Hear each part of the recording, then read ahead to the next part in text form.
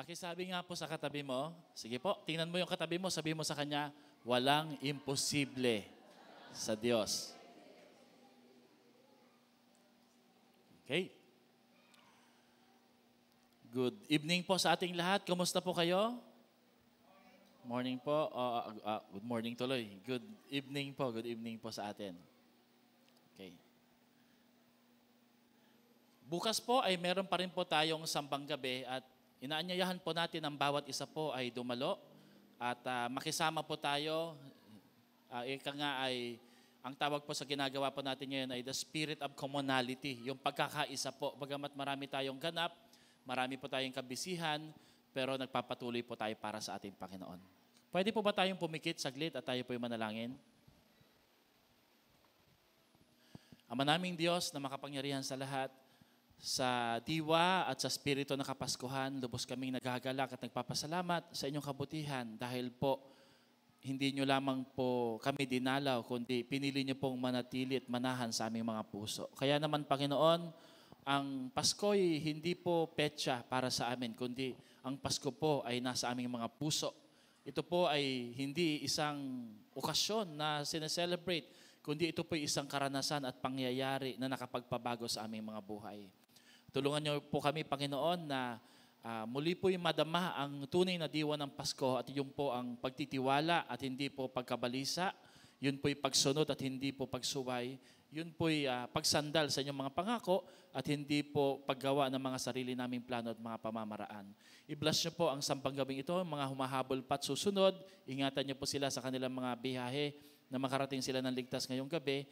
Kahit po, Panginoon, yung mga manunood po ng online, kahit po, Lord, yung gawain pa namin bukas at hanggang sa Sunday, Lord, ang aming church Christmas celebration, we pray na kayo pong mag-glorify, maluwalhati sa aming mga buhay. Salamat po.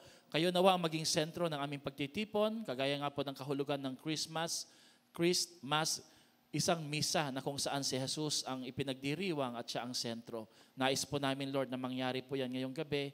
Ikaw nawa ang maitaas at matanghal sa aming mga buhay. Banal na Espiritu Santo, pawiin niyo po anumang kabalisahan, pag-aalala sa aming buhay. Dalangin ko po, Panginoon, sa gabing ito, kumilos kayo sa mahimalang kaparaanan, magpagaling, magkaloob, mag-bless, mag-ayos, at higit sa lahat, Panginoon, magbago kayo ng buhay. Ito pong aming dalangin sa pangalan ni Kristo Jesus. Lahat ay magsabi ng Amen. Amen. Batiin mo nga yung katabi mo, sabihin mo sa kanya, ano bang tawag natin dito, no? Welcome to Sambang Gabi, first night. Sige po, sabihin mo sa kanya, welcome to Sambang Gabi, first night. Ayan. Okay, of course, may mga kasama po tayo, no? Pero isa po dito na nais ko pong batiin at hindi ko pa ho siya nababati ay yung ating pong disciple po ni Darwin na naging kasama rin po namin. Ayan, si Mark Dave. Mark Dave, yan. Parang hindi po nagbago yung yung mukha ni Mark Dave sa kakatawan. Yun pa rin, no? Kung ano yung pagkakakilala natin sa kanya noon, no? And then, of course, sila ating Lo po. Salamat po sa palakpakan niya po natin ng Diyos sa kabutihan niya sa atin ngayong gabi na to. Sa first night po ng ating sambang gabi, gusto ko pong ituro sa inyo yung isa sa tunay na pakahulugan o tema ng Kapaskuhan. Ito'y pinamagatan ko pong The Promises of Christmas. Amen? Sino po dito, meron kang taglay-taglay na pangako na nagmumula sa ating Panginoon? But did you know, mga kapatid, na ang pasimula ng pangako sa Biblia ay nagpasimula ho ito nung isinilang po ang Diyos na nangako. Christmas is full of promises.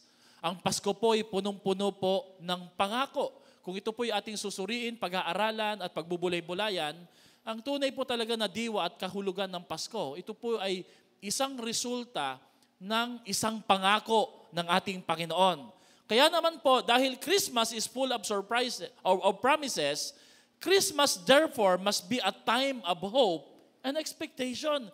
Dapat po pag Pasko, umaasa po tayo that better days are coming. Dapat po pag Pasko, umaasa po tayo na may gagawin pa ang Diyos sa ating mga buhay. We don't just go into motion, parang sumasabay lang tayo sa iba, okay lang, kung meron o wala, no? Dapat po pagka umaattend ka ng Christmas party, ang pinagpipray mo yung pinaka-main prize, no, in Jesus' name. Bakit? Because Christmas is time of hope and expectation. Sabihin nyo nga po, expectation. Pero sa pag-aaral ko po sa topic na to, I found out that we have a big problem with the word expectation. Matindi po yung problema natin sa salitang expectation. Bakit ko po nasabi yan? Kasi po, sabi ni Ryan Reynolds, ito po isang artista, no? Sabi niya, when you have expectation, you are setting yourself up for disappointment. Mukhang may point po siya, no?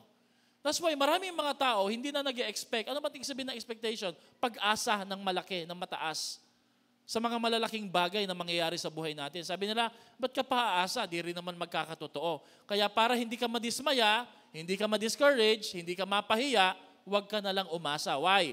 Sabi nga po ni Ryan Reynolds, when you have expectation, you are setting yourself up for disappointment. Kaya po marami sa atin, possibly, yung iba po natin makakakilala, we live on this mantra or teaching or lifestyle. No expectation, no disappointments.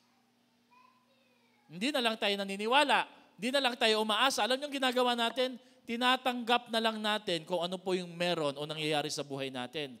Yan na talaga yan. Anong magagawa natin? Para ang ibig sabihin po niyan ay, tayo po ay, we accept that we are loser na already. Yan na talaga. Hindi man lang tayo lumalaban. Sabi po ni William Shakespeare, expectation is the root of all heartache. Yan po yung problema natin sa expectation. So, pag-aralan muna natin to, i-dissect muna natin yung philosophy po ng expectation o yung pakiramdam at karanasan natin sa expectation. Sino dito nag-expect ka ng malaki, hindi nangyari, no? Maasa ka, no? Ikaw yung mapipili, ikaw yung mabubunot, no? Sa door prize, nakailang Christmas ka na, di ka nabubunot, no? Ikaw na lang pinakahuling di umaalis, no? Wala na, nag-uwian na lahat, no? Di ka pa rin nabunot, no? Hindi, joke lang po, no? But really, because expectation daw, according to William Shakespeare, is the root of all heartache. Masasaktan ka lang. Narinig ko po to sa isang pastor sa Leyte, sabi niya, hirap umasa sa tao. Bakit? Iiyak ka lang at masasaktan ka, sabi niya, pastor. Kaya wag na lang. Wag na aasa. So nakaramdam po ako ng lungkot kahit papano, no? Pero may point po siya eh. Bakit? Wag aasa sa tao. For example po, sino po dito ngayong Pasko, meron kang matagal na hinahanap na ninong na? You are expecting na magpapakita siya. Sige nga po, no? Alam niyo po, naranasan niyo na po ba yung ganitong karanasan? Ang haba ng biyahe mo, nilakbay mo, ay pambihira, malas ka. Bakit? Wala dito ang ninong mo. Okay, of course, ito po yung mga matatagal na joke na, no? And then, sabi ko nga, no, noon pa, no, may pelikula, Finding Ninong, no? Bakit? Si Ninong hindi nagpapakita, nagtatago, no? So, sabi po ng mga inaanak, wag na lang umasa. Bakit? Hindi rin naman nagpapakita yan. No? Papakita yan, undas, Biyernes Santo, no? Pero pag birthday ko, saka Christmas, nawawala bigla. Kaya, the key to happiness daw is low expectation. Naniniwala ba kayo doon? Ang susi sa isang masayang buhay, babaan mo ang iyong mga inaasahan. Para maging happy ka, babaan mo ang iyong mga inaasahan. Now, can you imagine po kung i-apply po natin yung prinsipyo na yan? Alam niyo pong problema natin mga Christian? Yung prinsipyo at kultura ng mundo, dinadala natin sa loob ng simbahan. Samantalang ang dapat po na mangyari, yung kultura at pagbabago na prinsipyo na natanggap natin kay Lord, dapat yun yung nilalabas natin sa ating mga kasamahan. Pero ang nangyayari, nababaliktad. Marami ho sa atin siguro dito, iniisip natin, parang totoo nangangayan, no? Huwag na lang talaga mag-expect. Why? Because the key to happiness is low expectation. But I have a premise. Dito ko po i-build, ha? The key to happiness is low expectation. But hey, God does not want us to be happy. He wants us to become holy. Hindi po hangad ng Diyos na tayo maging masaya lang. So kung sasabihin mo na, ayoko na lang mag-expect para hindi na ako malungkot, maging masaya ako, pero hindi yun yung goal ni Lord sa'yo. Alam mo ba na hindi goal ni Lord sa'yo, magsaya, lagi. Ang goal ni Lord sa'yo ay maging banal sa mata niya. Sa harapan ng ating Panginoon. Sabihin mo nga sa katabi mo, God's goal for you is to become holy. Amen? Now, Pastor, parang nagulo na yung topic mo, no? Expectation, the promises of Christmas, no? Low expectation, happiness, but napasok yung holiness. Because The word holy, tingnan natin yung susunod na slide it means to be separated from sin and therefore consecrated to God, become sacred, and set apart. Tatagalugin ko lang po yan para maging simple. Ang ibig sabihin ng salitang kabanalan, yung pagkakatawag ng Diyos sa atin na dapat nating ipamuhay, ay ang pagiging hiwalay at kakaiba sa iba ng mga tao. So if a person is separated, consecrated, and set apart, that means ang taong iyon is living a holy life. Now, holiness, by the way, in the Bible is Christ-likeness. Holiness is Christ-likeness. Sa Tagalog po, ang pagiging banal ay pagkopya at paggaya kung sino si Jesus. Ano po ang kanyang ipinamuhay na buhay. So ang tanong po dito, if God's goal for us is to become holy, not to become happy, how then we become like Christ? Paano po maging kagaya ni Jesus? So in order for us to become Christ-like, we need to believe and behave like Christ. Kung ang kalooban ng Diyos sa atin ay maging kawangis ni Kristo, paano ho tayo magiging kawangis ni Kristo? Kailangan manampalataya ka at kumilos ka kagaya ni Jesus. Marami pong verses po patungkol po sa Christ-likeness. Siguro po, ang iisipin nyo po ay Galatians chapter 5, the fruit of the Holy Spirit. Pero I came across to this verse, this week lang po, that this is Christ-likeness when we behave and believe like Christ. Sabihin nyo nga po, believe and behave like Christ. Isa pa nga po, believe and behave like Christ. Tingnan po natin itong John 14, verse 12 to 14. Very truly, I tell to you, whoever believes in me will do the works I have been doing. And they will do even, sabay-sabay tayo, greater things than this, because I am going to the Father. This is Christ-likeness. Now, Christ-likeness is not just being holy, mabait, no. Christ-likeness is when you believe greater things because of the Lord Jesus Christ. That's holiness. Amen? Ang ganda po ng verse na to Sabi niya, sino man ang sumasampalataya kay Jesus, kaya niyang gawin yung ginagawa ni Jesus. Pero hindi lang po yun. Kaya pa nga niyang malagpasan ang nagawa ni Jesus. Alam niyo po ba, sa aklat ng John, sa dulo po ng aklat ng John, ano po yung mababasa niyo sa pinaka-last verse ng Book of John? Sino po makakaalala? Marami pang ginawa si Jesus na kamahamangha na hindi sapat ang librong o aklat na ito para isulat. You would think na ang Gospel, Matthew, Mark, Luke, and John, or even the Old and the New Testament, ay kumpleto at sapat na nalistahan o talaan ng mga himalang ginawa ni Jesus. Sabi ni John, hindi. Yung iba, di na namin sinulat. Di na namin in-include. Why? Sobrang dami. Sabi mo nga sa katabi mo, sobrang dami. Ganyan ang kayang gawin ng Diyos kung ikaw ay maniniwala at mananampalataya sa Kanya. Walang limit ang kayang gawin ng ating Panginoon. Pero, whoever believes in me. Amen? So, Christ-likeness is copying and believing and behaving like Christ. So, why would you lower your expectation when God says you can do even greater things than what I have done in my life? Tuloy po natin yung verse na yan kasi may karugtong yan And I will do whatever you ask in my name so that the Father may be glorified in the Son. You may ask me for anything in my name. And then, anong sabi niya dan? I will, when you believe and behave like Christ, God will never disappoint you. So I have a question tonight. What are you expecting from God this Christmas? Alam niyo po, sabi ni William Carey, attempt great things for God, expect great things from God. So paano yan? No. Totoo. Expectation is up for disappointments. Pero paano kung hindi? Paano kung magkatotoo? Diba? Of course, ganun talaga ang buhay, May aasahan ka, hindi mangyayari. Hindi naman laging panalo ka lagi, Pero kay Lord, laging panalo tayo. Amen? Pero paano po kung ikaw ay nangarap, nagnasa, nagnais, nanampalataya, at natupad? Ito po yung sinasabi ni William Carey dito Attempt great things for God and expect great things from God. Si Mark Twain, who's supposed to be an atheist, sabi niya, 20 years from now, pakisabi sa katabi mo, 20 years, you will be more disappointed by the things you didn't do than by the ones you did do. So throw off the bowlines, sail away from the safe harbor, catch the trade winds in your sail, explore, dream, discover. Sabi niya, pagkalipas ng 20 taon mula ngayon, manghihinayang ka sa mga bagay na dapat nagawa mo, dapat pinangarap mo, dapat hiningi mo, dapat pinagsumikapan mo, dapat sinubukan mo, kesa dun sa mga bagay na nagawa mo. So I believe that God wants us to expect greater things from the Lord. Amen? Now, saka isa pa po mga kapatid. No?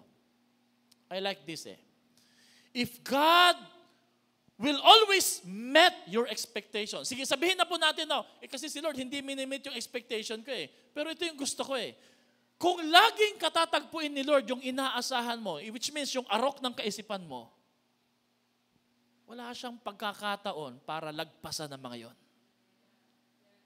Amen?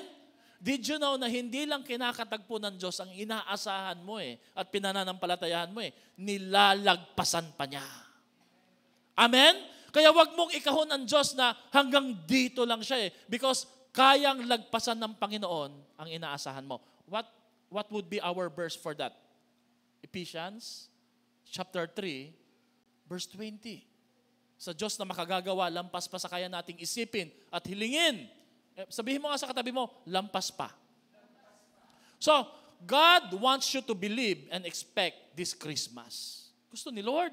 May inaasahan ka. May pinanampalatayahan ka, no? So, if you're here, you're hearing the Word of God and the Word of God is full of power, you must act on it. Ibig sabihin po, don't just hear the Word of God. Believe and claim the Word of God. Because ang promise po ni Lord is this. Pakibasa natin to. God will never disappoint an expectant heart. Palakpakan nga po natin si Lord. No? Hindi ipapahiya ng Panginoon ang mga taong umaasa sa Kanya. No? Did you know, mga kapatid, that the favorite posture ni Lord na nakikita sa atin is when we bow down and kneel in full humility praying before God. Why? Because that kind of posture, yung pagluhod, pagyuko, ay isang postura po na nagbibigay parangal sa Kanya na parang sinasabi mo, Lord, I cannot do this. Parang yung sinabi ni Annalyn, hindi ko kaya to, hindi ako papasa, babagsak ako. Pero Panginoon, dahil nananampalataya ako sa iyo, alam ko, Panginoon, tutuparin mo yung inaasahan ko. Amen? God never wastes prayers. God never wastes faith. So ang tanong po, anong mga pangako ng Pasko? Marami po pero isang verse lang tayo tututok dito Ginamitan ko lang ng verse kanina sa John. Anong pangako o mga pangako ang dapat nating angkinin at panghawakan ngayong Kapaskuhan? Amen? Sino po dito naniniwala ngayong gabi? Sa nalalabing araw po ng buwan ng Disyembre at taon ng 2023, may kaya pang gawin ang Diyos sa iyong pamilya, sa iyong buhay, sa iyong finances, sa iyong relationship, sa iyong ministry, and even sa iyong career at pangarap sa buhay. Could you just please say, Amen? Amen! So anong pangako po? Let's read Isaiah 9 verse 6. Pakibasa nga po natin to. For unto us, and the government will be on His shoulders, and He will be called Wonderful, Counselor, Mighty God, Everlasting Father, Prince of Peace. Iba ho sa inyo bakit ipikit yung mata, kayang-kaya na po ito Pero ulitin po natin. For to us, a child is born. To us, a son is given. And the government will be on His shoulders. And He will be called Wonderful, Counselor, Mighty God, Everlasting Father, Prince of Peace. May 7 pangako ang Diyos ngayon. Bibilisan lang po natin na dapat panghawakan mo ngayong gabi. Okay? Everybody say, 7 promises. You know, 7 is God's number. Amen? And when we talk about 7, it means completion, perfection. Amen po ba doon? Sino ho dito ngayong gabi, handa hong mag-apply ng 7 sa kanyang buhay? Amen. Sabi mo nga po, 7. 7, no? Hindi 8. Okay. Unang pangako na dapat nating angkinin, the 7 promises of Christmas is the promise of grace. Ang pangako ng biyaya ng ating Diyos. Ang sabi po dito sa verse, for to us a child is born. Sandali po, Tagalogin natin Kanino po ibinigay ang anak na to, ang Diyos o ang Jesus na to? Para kanino? Sa atin. Sabi mo nga sa katabi mo, sa'yo. Sabi mo sa kanya, sigurado, sa'yo talaga. Okay, isa pa, sabi mo sa kanya, tiyak talaga, sa'yo. Okay, marami ho sa atin dito, we feel insecure. We feel unimportant. We feel insignificant. We think, sino ba naman ako para pansinin ng iba? Ano po ang kaya kong gawin? Wala pa ako napapatunayan eh. But let me say this, mga kapatid, hindi ka pa pinapanganak, mahalaga ka na sa Diyos. Ikaw ang dahilan kung bakit ipinanganak at ibinigay ang bugtong na anak ng Diyos mula sa langit patungo sa lupa. Ano bang nagawa mo? Ano bang nagawa ko para ibigay ni Lord yan sa'yo? It's all because of the grace of the Lord. Sabihin mo nga po, grace. What do we mean when we say grace? Grace is undeserved, unmerited, unearned favor. Tagalog, pag sinabing grasya, hindi mo pinagtrabahuan, hindi ka karapat-dapat tumanggap, wala kang kakayahan, hindi mo deserve, pero binigay pa rin sa'yo ng Diyos. You don't deserve Jesus. We don't deserve Jesus. And yet, God still gave Jesus to you and me. Amen? So stop thinking that you are undeserving. Why? Because hindi ka pa pinapanganak, deserving ka na sa mata ni Lord. At ang mahalaga, lagi yung iniisip at sinasabi ng Panginoon, hindi po yung sinasabi ng ibang mga tao. Nilagyan ko po ng acronym kung ano yung sabihin ng grace. Did you know what grace means? God's riches at Christ's expense. Sa Tagalog po, ang kayamanan ng Diyos kapalit ng kamatayan ni Jesus.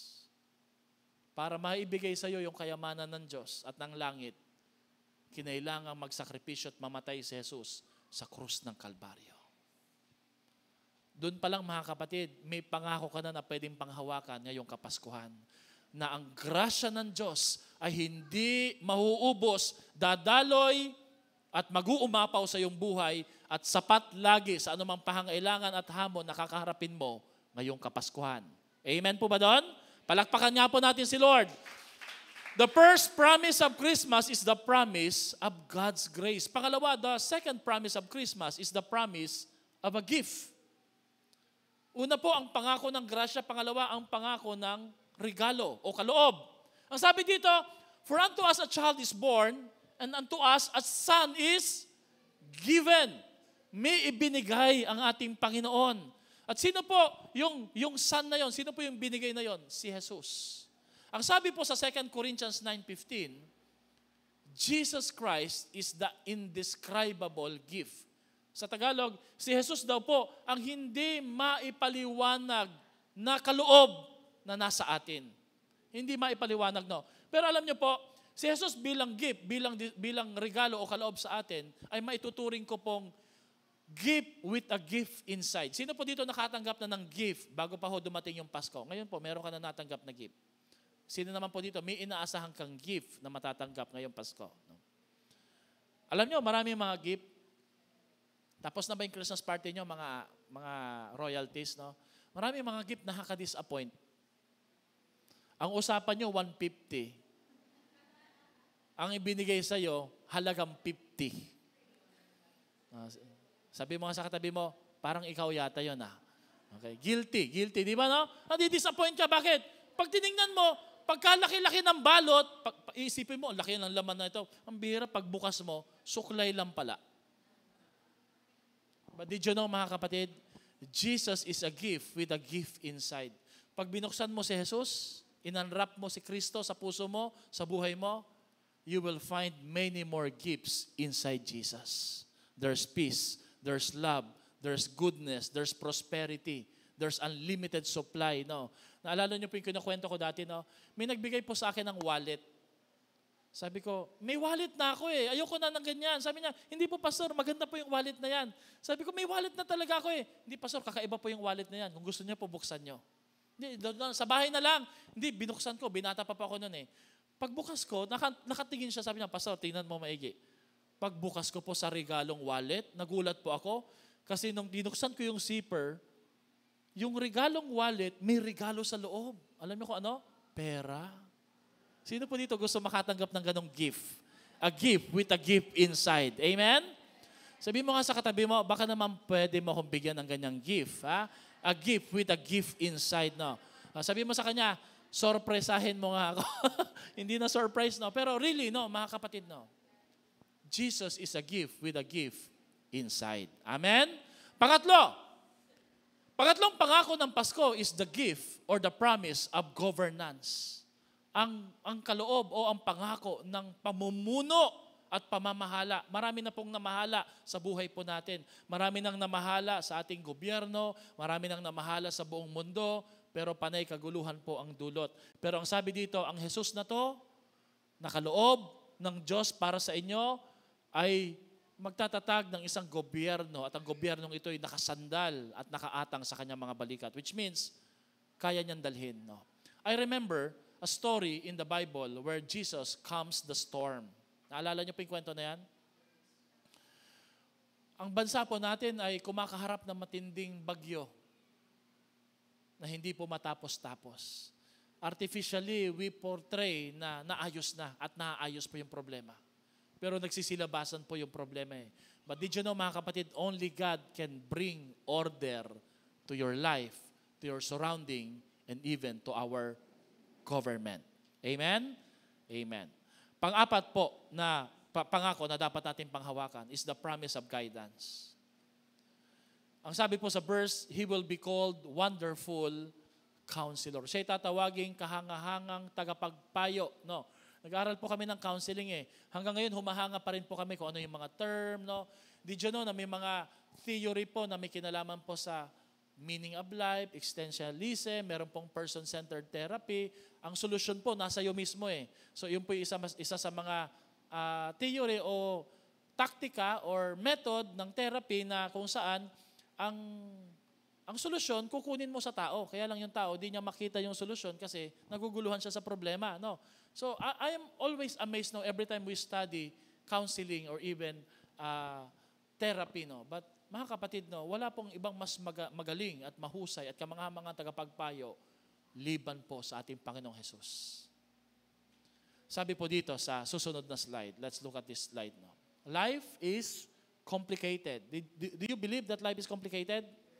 So don't try to find answers because when you find answers, ito yung nakakatawa, no?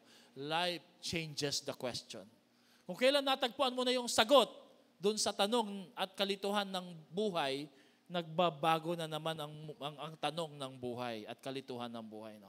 Napaka-komplikado po eh. But because Jesus is our wonderful counselor, whatever's troubling you, ano man ang bumabagabag sa buhay mo, always remember this, Jesus is the answer.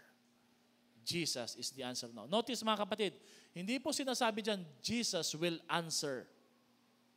Because Jesus will not answer you. Will not only answer you because Jesus is actually the answer. You don't come to God just because there's a problem, but you make Jesus the center of your life and you have the answer. Pwede po bang palakpakan natin si Lord, no? So ngayong taon na to, no, ngayong buwan na to, kung ikaw ay nahihirapan sa indecision, nahihirapan ka sa paggawa ng mga desisyon, no, come to Jesus. Dahil pinangako ng Diyos po yan eh. Panglima, the promise of greatness. Napansin niyo po, puros G, no? The promise of greatness, no? And He will be called Mighty God. Mighty God. Makapangyarihang Diyos. Makapangyarihang Diyos. Ang sabi po ni Smith Wigglesworth, there is nothing impossible with God. All the impossibility is with us when we measure God by the limitations of our unbelief. Oo nga, no? Pag sinukat, kinahon mo ang Diyos ayon sa arok ng iyong kaisipan, malilimitahan mo ang Panginoon.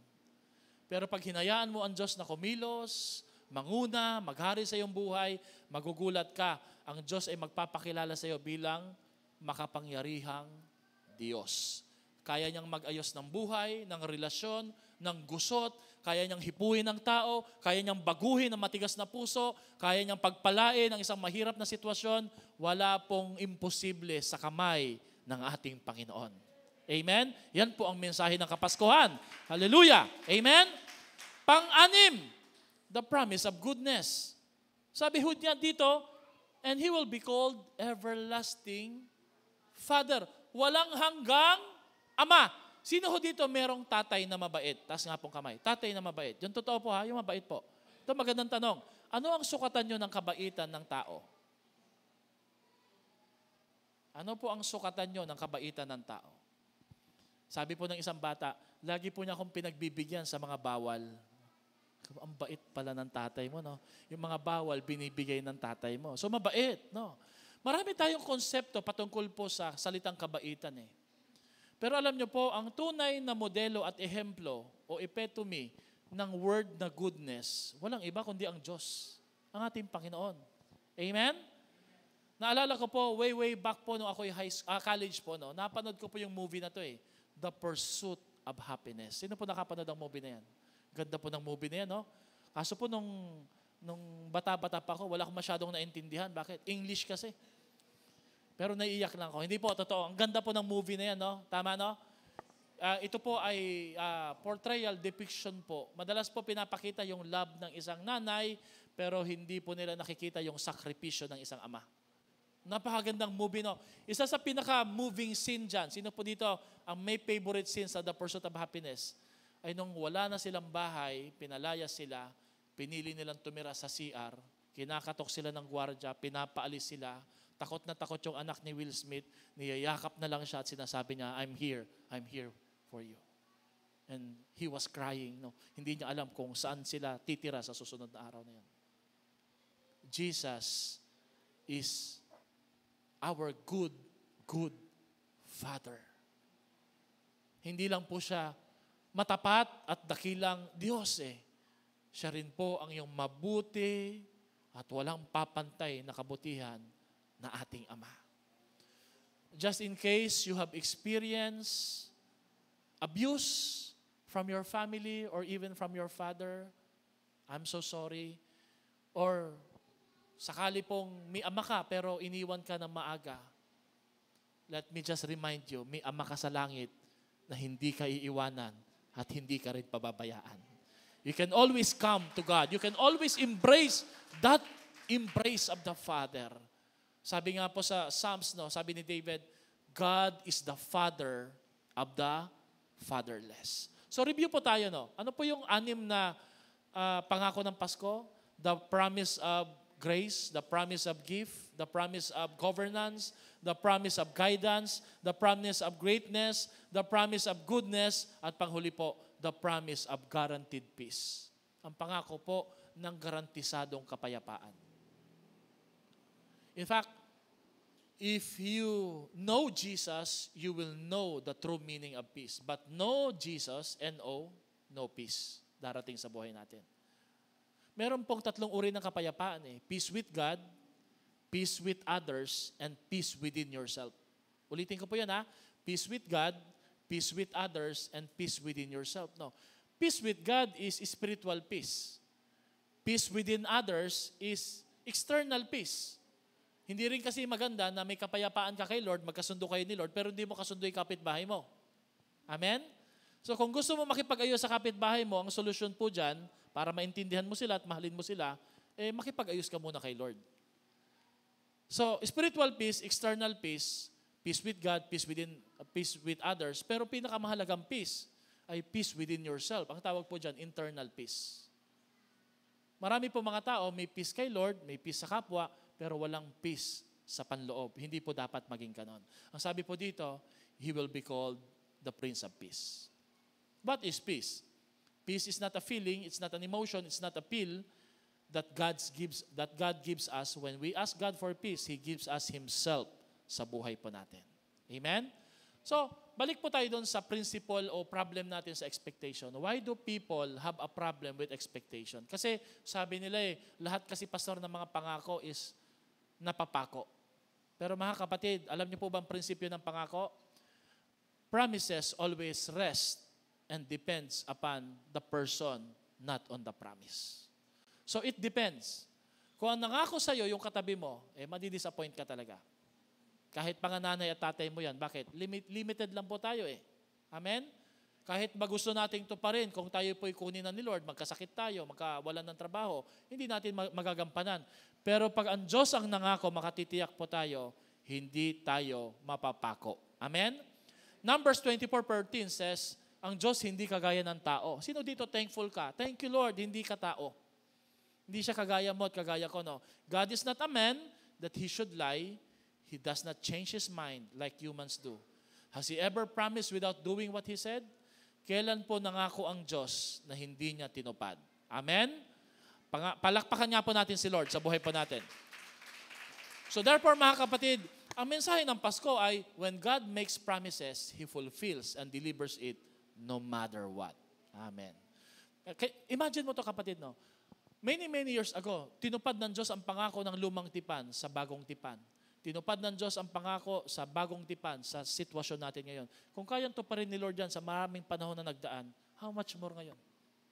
Humingi ka lang at umanampalataya, kayang to pa rin ng Diyos yan sa ating mga buhay. Paano ko po napatunayan yan? Dahil nasa atin na si Kristo eh. At alam niyo po, sabi sa 2 Corinthians 1:20, this is a very powerful verse now. All the promises of God has been fulfilled in Christ with a resounding yes. And through Christ, our amen, which means yes, ascends to God for His glory. Sa madalit sabi po, ganito po ibig sabihin ng talatang yan. No? Kung nasa iyo si Jesus, lahat ng pangakong pinanghahawakan mo, amen na kagad kay Lord. Bakit? Nasa iyo si Jesus sa iyong buhay. Amen? Kaya, nagme-make sense po yung sinabi ni Paul na in Christ, we are more than conqueror. Ano po ibig sabihin nun? Because all the promises of God are yes and amen to Jesus. Amen ba? Sino po dito excited po sa gagawin ni Lord sa buhay mo? Pero what does it take to fulfill God's promise? Number one, it takes time. Are you willing to wait? Just like the prophecy of Isaiah to the New Testament, it takes time. Maghanda ka, magantay ka. Those who wait upon the Lord will renew their strength. Pangalawa, it takes trust. Kailangan magtiwala ka sa ating Diyos. Hindi lang ka dapat nag-aantay, pero nag-aantay ka na merong pong dahilan at may kabuluhan. Manampalataya ka sa Diyos araw-araw. At pangatlo, it takes timing. He has made everything beautiful in its time. Pag pinilit mo, hindi akma. Pero pag hinayaan mo ang tamang panahon na nilagay ng Diyos sa iyo, tiyak po na masisihan ka at higit sa lahat po, makapagpapasalamat ka sa ating Panginoon. Huwag mong pipilitin. Amen? At pang-apat po, panghuli, it takes teamwork. Kasi sabi po sa verse, ang pananampalataya ng katabi mo, tutulungan ka niyan pag nanghina ka. So ito yung kagandahan po sa community na meron tayo sa church. Ito rin yung kagandahan pag dumadalo ka. Sabi mo nga sa katabi mo, pag dumadalo ka, lagi ka nagtitiwala. Pero pag nag-absent ka, ang dali mo magduda. Amen? O, tingnan nyo si Thomas. Nagduda siya eh. Pag nakita ko at naitusok ko yung kamay ko sa butas ng mga pinagpakuan ni Jesus, doon pala ako maniniwala eh. Bakit po niya sinabi yun? Absent siya eh. Sabi mo nga sa katabi mo, huwag kang pala absent. Kasi pag pala absent ka, nami-miss mo ang mga dapat na nakukuha mo kay Lord. Amen? Sabi mo nga sa katabi mo, bukas dapat nandito ka pa rin ha. Yung pala yun. Yung pala yung segue na yun, no? Amen? Amen. Bakit? Tumataas yung pananampalataya natin. Amen ba? Amen? Palakpakan nga po natin si Lord. We celebrate Christmas as a past event and a present reality. Ano po ang konsepto ng quotation na to? It talks about the promise fulfilled by the Lord. Ang pinagdiriwang nating Pasko ay ang nakaraang pinangako ng Diyos na meron pong pangkasalukuyan na impluwensya o impact sa ating mga buhay. I'd like to end on this picture, mga kapatid. Mga kapatid, alam niyo po ba, mahalaga ngayong Pasko bago matapos yung buwan na to. Ilang araw na lang bago matapos ang 2023? Ilang araw na lang? Bilangin niyo nga po. Ha? 14? Ha? 12? Yan yung 12 days na lang, magpapasa na ako ng isang assignment ko, final project, 12 days na. Alam nyo ba, nasa 12 days na yan, mahalagang manampalataya ka. Amen. Sino po dito, taas nga pong kamay, handa kang manampalataya kay Lord. No? Susubukan mo manampalataya kay Lord ng malaking bagay. Amen? May mga year-ender, di ba? Anong mga nangyaring kakaiba sa taong na to? Sabi mo nga sa katabi mo, abangan mo ang buhay ko. Di ba? Abangan mo, may mga nangyaring kakaiba, no? Okay. Hindi yung nagkalat ka, ha? Hindi yung... Okay, let me show you this picture, mga kapatid. This year lang to, no? In fact, last 2 months ago, last month lang, no? Sinama kami ng kapatid nating si Sis Unity. Sabi ko nga, ito Unity, dapat nandito po kayo eh. Wala siya, may ginagawa, wala. Parang may inaantay siyang mga transactions sa work. No? This is in San Rafael. Because nangarap po ang ating kapatid na sana, Lord, bigyan mo kami ng inheritance. No? I'd like you to claim that word, no? Inheritance. Sabihin mo nga po, inheritance. Sabihin mo, Lord, bigyan mo ako ng mana. Lord, hindi ako papayag, wala akong mana. No? Lord, bigyan mo naman ako ng lupa. Alam niyo po ba binigay ni Lord sa kapatid natin ito? 8,000 square meter. 8,000 square meter. Ang problema po yung bayad. So, nandun kami, pinuntahan namin. Pag akyat po namin doon, hindi ko po nakuha ng lahat eh, kasi malawak po eh. May pababa, may lagoon, pwedeng gawing fish pond. Yung anak po niya si Christian, nakikita na po niya pwedeng maging resort. Oh, excited na yung iba sa inyo na pupunta doon. No? Wala pa po, hindi pa magagawa. Saan yung pambayad? So we're praying. Lagi po niya kaming kausap. Pastor, pakipag-pray. Yung truck po, sana mabenta. We're praying. Alam niyo po ba, last week lang po, nakapag-close sila ng deal ng isang transaction po na may kinalaman sa kanilang tracking services. Na hindi na po niya kailangang ibenta yung truck. Bakit? Bibiyahin na po lahat kasi at magdadagdag pa ng bago. Pwede po natin palakpakan si Lord na. 8,000 hectares, malapit sa bypass. Pero, bago po niya gawin ito, hinamon po namin siya, angat niyo po yung love at commitment niyo kay Lord. No question. Alam na niya yan. Tinaasan pa po niya yung tithes niya bago pa man niya mabayaran yung lupang yon. Kaya tapat ang Diyos, ipinagkaloob ang pangailangan bago matapos po yung taon na to. Lagi natin sinasabi, Lord, give me that promise. Pero sabi ni Lord, how about your promise to me? Amen. Sabihin ko po sa inyo, pag hindi mo masyadong kilala si Lord, hindi ka masyadong magtitiwala. Pero paano mo makikilala si Lord ng lubusan? Sa pagsunod. Pag sumunod ka sa maliliit na pagsunod hanggang malaki, i-reveal, ihahayag ng Diyos kung sino siya sa buhay mo. Ang usapan nyo ni Lord, hindi na tigbe 20 at 50. Ang usapan nyo ni Lord, tiglilibo na. Because you have trusted the Lord of His faithfulness sa buhay natin. Amen? Palakpakan niya po natin si Lord, no? Okay, susunod na picture mo, ito po isang pangarap lang po na nagkatotoo. This is our leaders, primary leaders.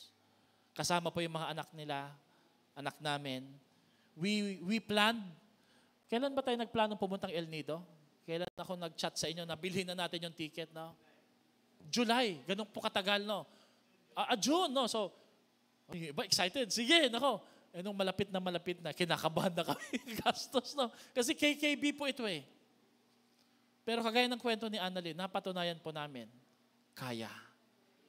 Hindi po namin kaya dahil magaling, mahusay, mayaman kami.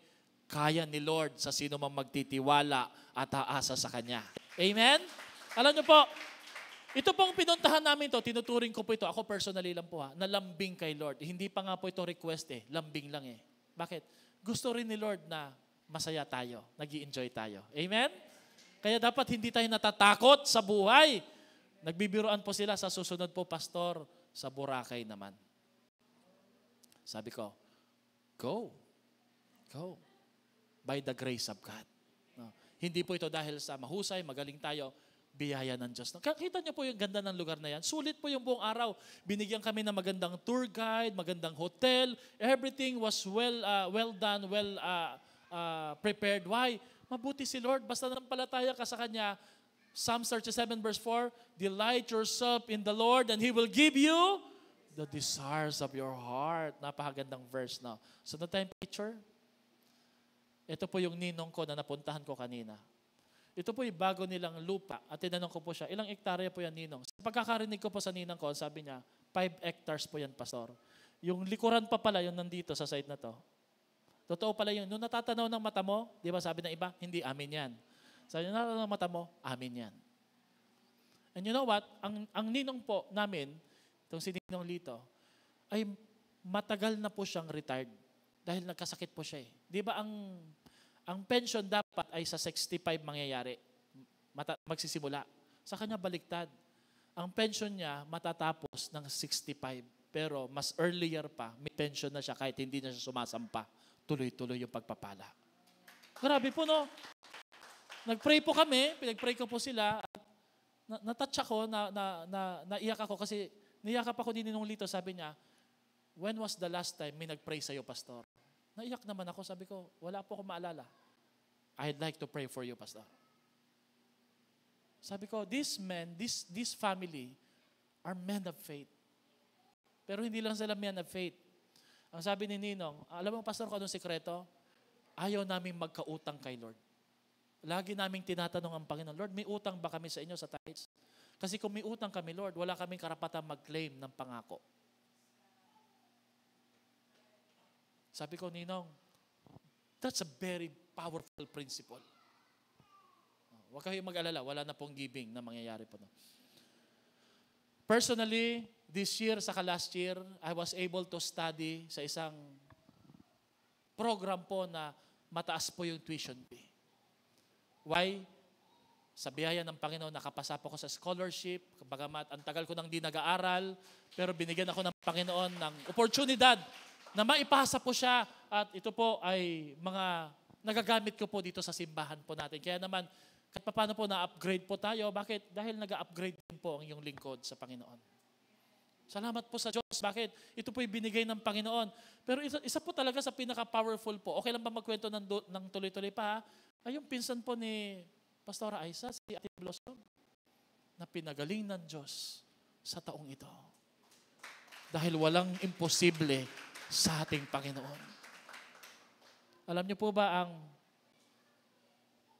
pinagdaanan niya ay mahirap, pero walang imposible kay Lord eh. Kahit karamdaman, kayang gawin ng Diyos yan. Ito po mga binabanggit ko po sa inyo ay kwento lang po na nagpapaalala, really, walang limit talaga ang Diyos sa sino mang nagtitiwala sa Kanya. Amen po ba? Isa pa nga pong palakpak sa Panginoon. And then, many months ago, sinama kami ni Ate Unity para ipag-pray yung asawa ni Ate Tessie. Ang pili ng Ate Tess? Tagle, no? Nag-selfie. Wala akong kaalam-alam. Blurred pa lang nakalagay. Kaya hindi ko na pinost, no? Naka-blurred kami lahat eh. Pero ito po si Kuya Salde. Kailan nga yun, Ice? Last Thursday, no? Last week, no? In-invite po kami sa kanyang 60th birthday. On the same hour daw po, nilalabas siya sa ICU. Sinabihan sila ng doktor, 1% na lang po ang pag-asa mo. Marami nag-pray, isa ho ang Zion, pati yung lingkod, pumunta ho kami doon, clean namin, Lord, hindi po. Gusto niyo pong dagdagan ng buhay ito. Bakit? Para maipagpatutuo niya yung kabutihan niya eh. Biruin niyo po, doon sa bagong resort po nila, Kapitan Angko Carillo, grabe po sa sobrang tindi po ng testimony, pumunta lang ba naman yung mayor ng Baliwag, pati yung gobernador ng lalawigan ng Bulacan. At maraming nakarinig po sa patotoo po ni Tatay Salde. Bakit? Pinagaling siya ng Diyos. At ang kanyang pangako, lahat ng nag-pray sa kanya, lahat ng nagmalasakit sa kanya, inimbita niya sa kanyang kaarawan. Pag meron nagpapapray sa inyo, seryosohin nyo. Bakit? Nakakadagdag po ng testimony at kumpiyansa sa buhay nyo. Amen? Ako kasi I collect testimonies hindi problems. Amen? Meron pa ba tayo dyan sa dulo? Okay, ito. Dito po tayo magwawakas. Tayo po tumayo para sa isang panalangin. And then we will sing that response song. No? For with God, sabay-sabay tayo. Go. For with God. Lakasan pa po natin. For with God. I want you to say that to your seatmate. Sabi mo sa kanya, sabagat sa Diyos, walang hindi makapangyayari. And then I want you to tell that to yourself at sabihin mo, sa Diyos, walang imposible. Amen? Let us pray, and as we sing this song, may we once again be reminded to expect hope this Christmas, greater things from the Lord. No? Let us close our eyes. Lord, ngayong gabing ito, only by your grace and by your mercy, only by your love, by your covenant of faithfulness sa aming mga buhay. Panginoon, marami po sa amin dito, Lord, ay dismayado, nalulungkot, dahil hindi po nangyayari pa ang aming mga inaasahan. But tonight, Lord, sinidlang kami ng pag-asa at excitement, knowing, Panginoon, na sa inyo po, wala pong imposible. Sa gabing ito, nire-rebuke namin ang pagdududa. Nire-rebuke po namin ang kaparaanan ng tao. Nire-rebuke po namin ang aming katalinuhan na madalas inuunahan ng Diyos. Pinipili po namin ngayon, Lord, na manampalataya sa inyo. At sa gabing ito, Panginoon, pwede ba natin itaas ang ating mga kamay? Sa gabing ito, tinatanggap namin kayo, dinideklara namin kayo bilang aming sariling Panginoon at tagapagligtas ng aming mga buhay. Mula sa araws na ito, mula sa oras na ito, kayo po ang maghari, kayo ang maging Panginoon. Kayo po ang aming pananaligan palagi. Dahil naniniwala po kami, hindi nyo kami bibiguin. Hali kayo, Panginoon, maghari kayo sa aming buhay. Lord, thank you. Today, we expect great things from you as we attempt great things for you. Thank you, Lord. In Jesus' name we pray. Lahat ay magsabi ng malakas na Amen at Amen.